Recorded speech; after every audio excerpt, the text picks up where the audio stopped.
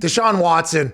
Hey, so you listen to one group of humans and they say there's no way in hell a team is going to trade their franchise quarterback. And then you listen to another group of humans who seem to have the connections to people who'd be making said decisions saying, no, they're going to move on. He's going to be able to get out of there. You've seen what is going on there. He's sending cryptic tweets out and posts out now. Pretty awesome. By the way, I love he just stir the pot, go ahead and keep it going. Jet Green, allegedly a video came out. He's in a New York taxi. He was on a 2, now he's on a 10. And then is there any chance he's not a Houston Texan in your eye? Is it likely he's not a Houston Texan next year? Because that would be a tough move to make if you're the brand new general manager trying to build a successful football team, having to get rid of a franchise quarterback as your first move.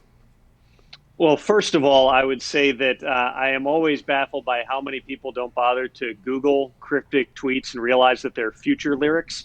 It's like things that white people misinterpret just left and right. So both of the cryptic tweets so far have been future lyrics. Obviously, we know he's not happy. Okay, let's start with what we know. We know Deshaun Watson is not happy with the way that the process played out for hiring the general manager. We know that he was not happy that they did not move quickly to interview Eric Bieniemy, even though they now have rebooted their head coaching search since hiring Nick Caserio. Here we go. What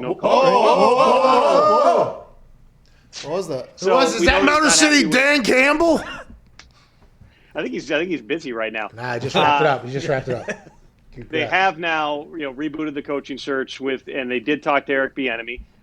There's a lot of questions just about the organization and where things are at with Deshaun Watson, but there's been speculation, for instance, that they've been discussing internally trade partners and where they could deal with Deshaun Watson.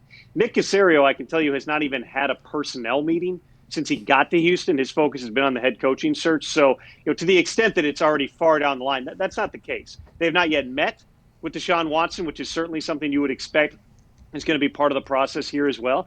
And they're still going through that coaching search. They're still, looking at several different candidates for that job. That's going to be a big piece of this. I think there's really something to the idea that when you don't have a head coach in place, we tend to analyze a lot of things that we otherwise would not be talking about. Nobody would be talking about the vice president of football operations if they had a head coach in place. The moment you hire the head coach, that's going to change the narrative. Now, okay, is Deshaun Watson on the same page with the head coach? What are we going to be doing? You not believing it? What?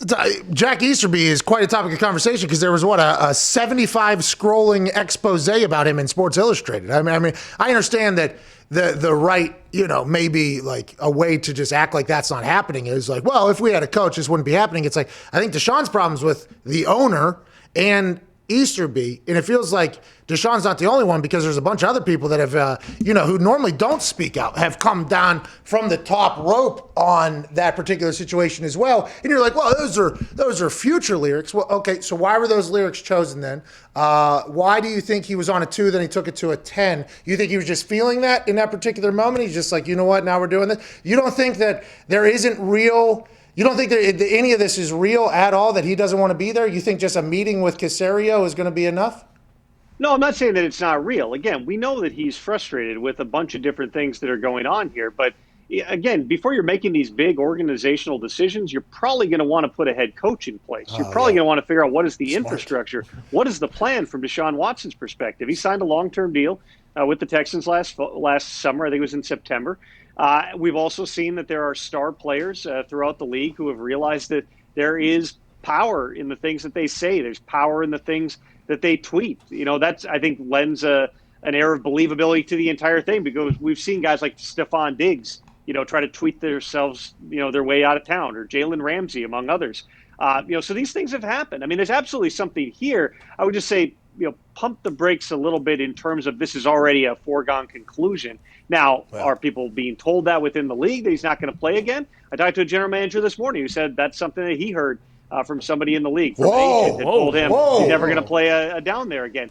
But that's not been communicated from Deshaun Watson or his people to the Texans. The Texans have not sat down face-to-face with Deshaun Watson. The Texans still don't have a head coach. Let's get through those few steps and then analyze where we're at. Do you think now thank you for that great answer, by the way. You speak to more GMs than we do, so I'm just going to assume that your information is much better than ours would ever be. So I appreciate that. Well, even the other GMs, it's a game of telephone for them too. It's, hey, I heard this. Like, there's a Oh, lot of yeah. things you hear. Yeah. Not all of it is necessarily true, but certainly, I mean, put it this way. Has anybody The Texans had? are going to get calls. They're going to get calls. Yeah. Has anybody called the Texans? Thinking about it, you think, in your eyes? Has anybody called the Texans, being like, "Hey, are you thinking about moving them?"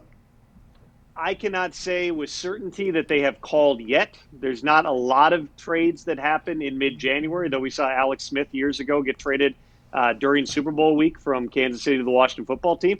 It's not outlandish. I mean, anytime that you have a franchise-changing type of a talent in Deshaun Watson, yeah, you're going to want to explore it as you head into an offseason that is going to have a lot of quarterback movement. Phillip Rivers is already retired. We expect that Drew Brees is going to retire. There's going to be other quarterbacks. What does Chicago do in terms of their quarterback situation? You got the draft with Trevor Lawrence and Dan Justin Campbell. Fields and Zach Wilson. I mean, there's all kinds of moving parts. You know, Deshaun Watson, if he were traded, the price is going to be absolutely sky high.